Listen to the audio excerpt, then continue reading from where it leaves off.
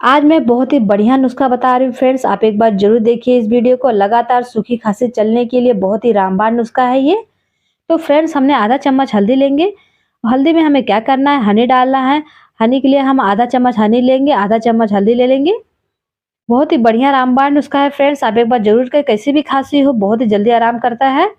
इसे अच्छे से मिक्स कर लेंगे। मिक्स करने के बाद इसे आप रात को या दिन को, जब लगातार चल रही खांसी तभी भी ले सकते हैं, या तो रात या सुबह। इस नुस्खे को फ्रेंड्स आप दिन में 2 बार जरूर ट्राई कीजिएगा। बहुत ही बढ़िया रेमेडी है फ्रेंड्स, बच्चे बड़े कोई भी ले सकता है। आप इस नुस्खे को 3-4 दिन लगातार लीजिए फ्रेंड्स, आपकी खांसी बहुत ही जल्दी ठीक हो जाएगी। तो वीडियो पसंद आए तो फ्रेंड्स मेरे चैनल को लाइक एंड सब्सक्राइब जरूर कीजिए।